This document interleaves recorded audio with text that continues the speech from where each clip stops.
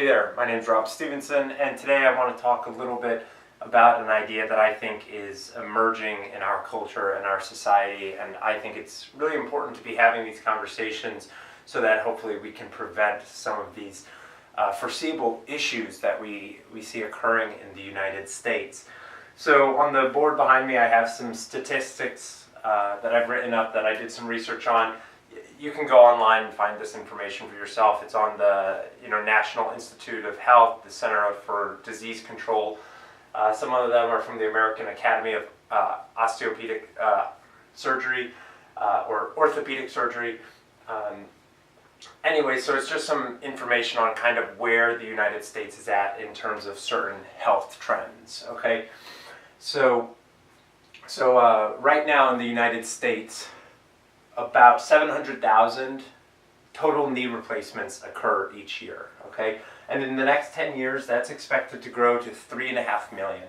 So the American Academy of Orthopedic Surgeons are projecting a 650% annual growth to their need and their service, which is a total knee replacement.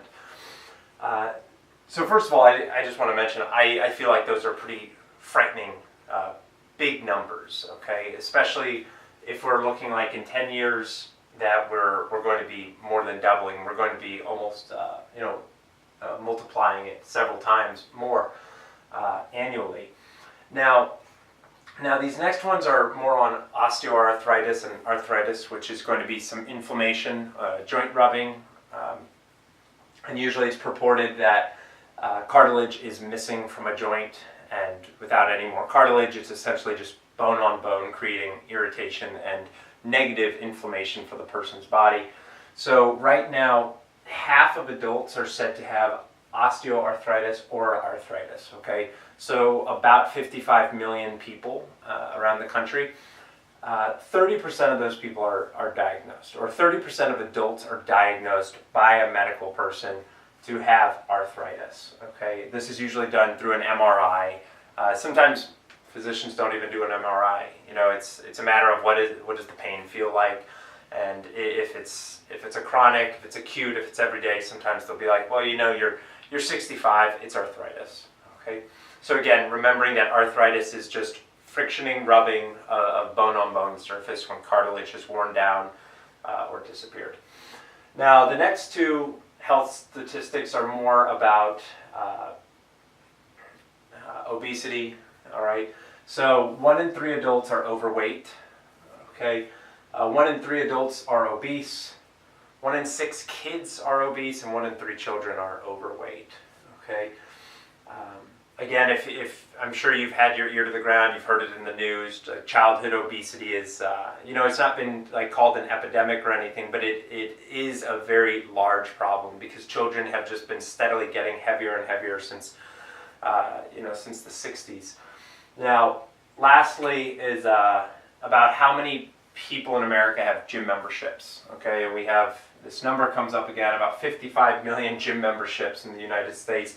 This is counting health clubs and boutique fitness places, so maybe you have it at like a boot camp place, a CrossFit gym, maybe a yoga studio, but 55 million, which is interesting considering we're saying about 55 million people have arthritis, but I'm sure not all those people are the ones working out.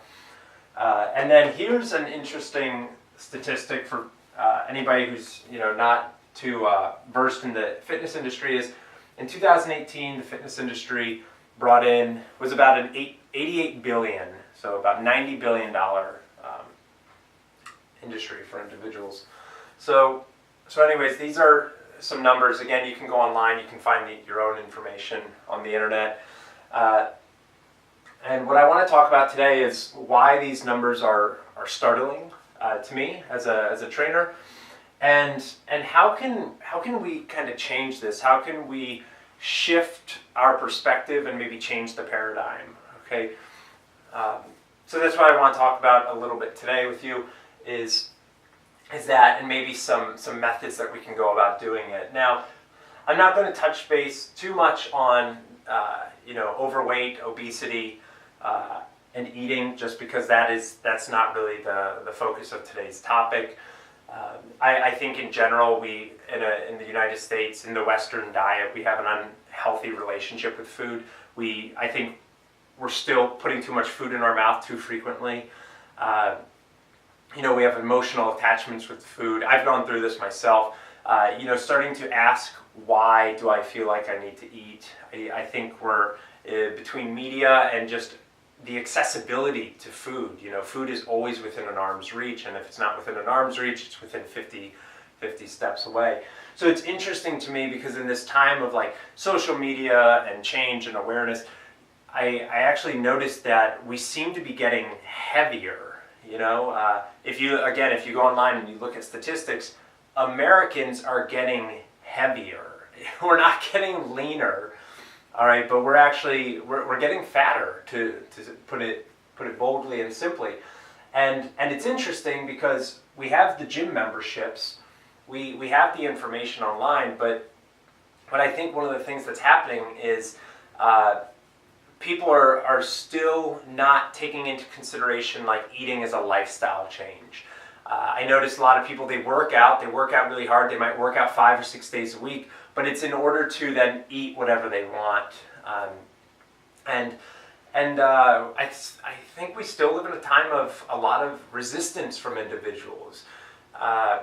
Personally, I don't eat a lot of bread, okay, and I've been doing that for over 10 years, all right.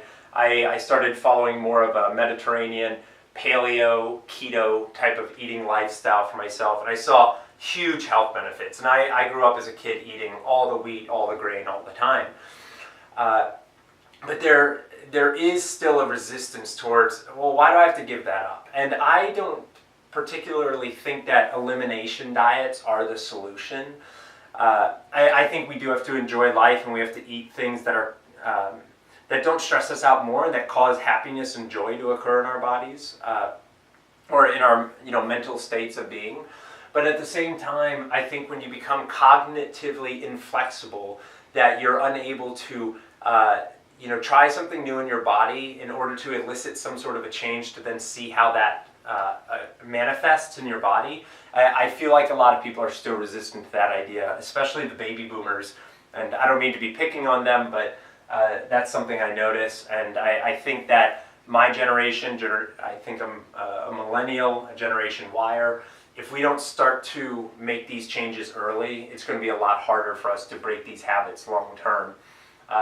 So again, I'm not going to talk too much about obesity rates, but I do think it's interesting that we live in a place where the money in the fitness industry is going up. More people have gym memberships than ever before in the United States.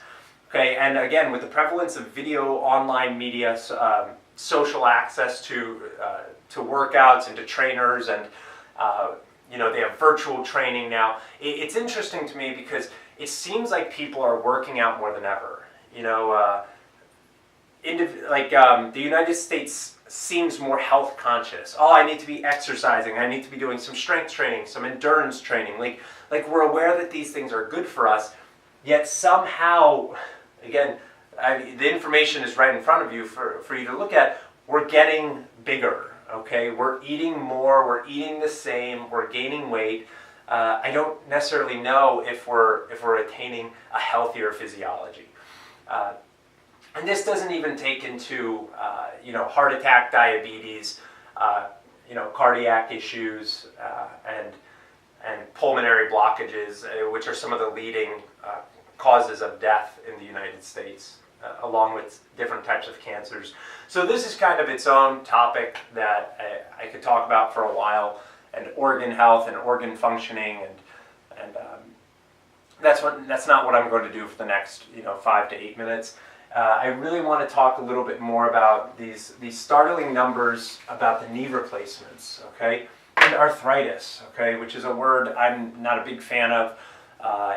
To me, it's been a label that's been created by an institute, a group of individuals to describe a certain set of reactions in the body. Okay, so arthritis, tendonitis, osteoarthritis, you have osteoporosis. So you have all these different things that have to do with joint inflammation, joint density, and those sorts of things. But here, if you see, it's 700,000 joint replacements a year. To me, that's a lot. That is a lot. And I work with individuals on the daily basis who have had mostly hip and knee replacements. I've worked with some folks who have shoulder replacements, work with a lot of people who are already prepping for hip or knee surgery, total knee replacements. I know individuals who have had their hips done twice, knees done twice, hips, knees both done. I know individuals who have had their hips redone because the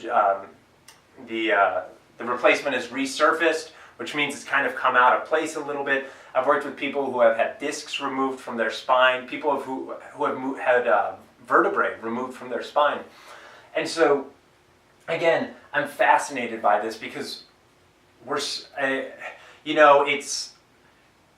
under the belief that we're being healthier than ever, but why are all these joint problems occurring? Okay, and that's one of my big objectives in the health industry is joint health. Okay, I want your joints to be healthier. I want them to be able to function and move the way that they evolved to be able to move. And if you take care of the joints, the muscles end up taking care of themselves. So why are we somehow ending up with these options that, oh, you have arthritis, osteoarthritis, you can't really do much about it, now you're going to have a total joint replacement? I think one of the big reasons for this is the lack of intention behind the movements we're doing at the gym, and also a lack of educating the public on biomechanics. Okay, so biomechanics is kind of what I like to use when I train both myself and all of my clients. Biomechanics is taking physics into account and applying it to the body. Okay, so basically, if you have a certain position, if you have a positional deficit, or if this is kind of where you hang out all the time, or maybe you're one of these guys and you're up here, and it takes into account different sets of muscles and joints and bones, and looks at how they're operating in relation to one another, not independently of one another, but all together during movement. Okay, and so if we look at the lifestyle of the average person, we're sitting more than ever. Okay, we're in front of screens. Some people are not, sleeping as much as they need to be. They're not getting the joint movements that they need in their bodies. Okay, and if you think about a joint, like if I'm just going to choose my fitness activity, whatever it is, it can be kettlebell swings, it can be running, biking, it can be yoga, Pilates. It can be doing weightlifting, traditional bodybuilding, rock climbing even. I mean, it could be any sport. You could take any sport, any physical activity, and say, well, this is what I do. Okay, this is what I like to do. This is my routine. I do this 3 to 5 days a week.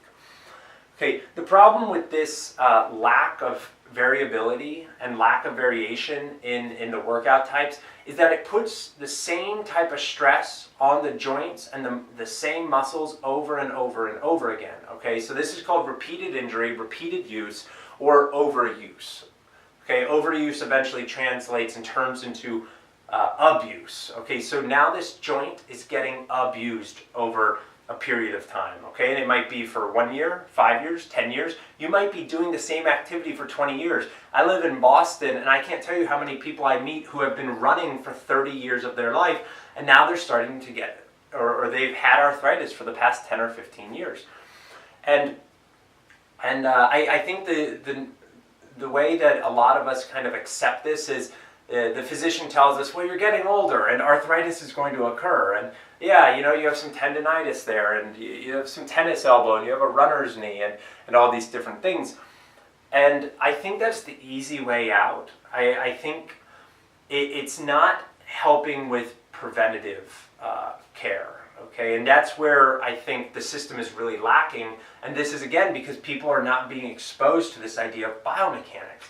Now, what do biomechanics do? Biomechanics train the joint to a healthier place, a more optimally functioning place. So sometimes it can be helpful to think about a joint range of motion as a line. Okay, so movement occurs on a spectrum in any joint. Okay, if this is the middle, I'll put N. That's going to be considered neutral. Okay, so balanced in the middle. It can access both the left and the right side of the spectrum. Now, if you're somebody who works out, and again, if we look at the numbers, people are more aware that their physical exercise is important to them. So usually how this goes is somebody develops some sort of a routine and they really like it and they get to kind of check out of their mind and just focus on, spinning the wheels, or they just focus on, the timer goes and they start jump roping and jumping on boxes and doing push-ups and all these different movements. Okay, so my point is, when you work out, you start to get really comfortable. Okay, so now when you work out, this is where your joints are. Okay, these are the muscles working every time you exercise. Okay, and eventually you have a lot of joints and muscles that get, what I said earlier, overused. Okay, this starts to create friction, tension, unnecessary tension, and more oftentimes than not, negative inflammation, bad inflammation that is promoting not useful growth. Okay, because if you're only working out here, okay, and you're only using your joints, moving them through, 15% of their available ranges of motion in one plane of motion. Again, like if I think of, something as simple as my cervical spine, and if all I'm ever doing is keeping it still and just moving my shoulders around it, how is my cervical spine ever learning lateral flexion? How is it ever learning lateral flexion and rotation? How is it ever learning rotation? All right, and you can even start to talk about, cranial protraction and retraction. My point is, we have over 350 joints in the body, and if we don't start using all of them, this is where the system begins to break down, and we kind of get this this concept of, or this label of arthritis and tendinitis enter into our bodies. Now, biomechanics uses intentional and precise movements to help create more space in the body, get other muscles to wake up, and work joints in ranges of motion that they don't typically visit.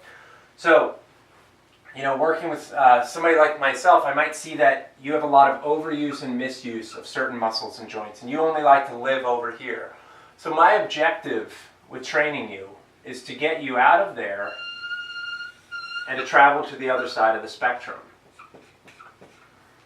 Okay, so now it's going to give a chance for these muscles that are, again, overused and abused to start to relax. Okay, relax, maybe lengthen, let go a little bit. And now we're going to access parts of your hips, shoulders, core, legs, breathing, whatever it is, other parts of your body and nervous system, and we're going to bring them into the picture. Okay, and now you're going to start to expand yourself and your body. You're going to expand your, not only your awareness, but your physical availability, like what you are able to access in yourself. And what I notice is if you have more understanding and access to your body, typically you can end up doing more, all right? Doing more out in the world, feeling like you're able to use more of yourself, all right? And when we can use and access more of our joints and our muscles, this is where we start to see a decrease of things like arthritis, osteoarthritis, tendinitis, osteoporosis, rheumatoid arthritis is a hormonal imbalance. That's more in line with the eating stuff and stress regulation. But my point is, biomechanics are really important if we're trying to work against that $700,000 total knee replacements. Okay, because if you look at your lifestyle, we're in front of screens. Our daily lifestyles are not conducive towards a healthy spine, towards healthy hips, a healthy neck, a healthy jaw. Our bones have got to relearn how to move in ways that they evolved to be able to move.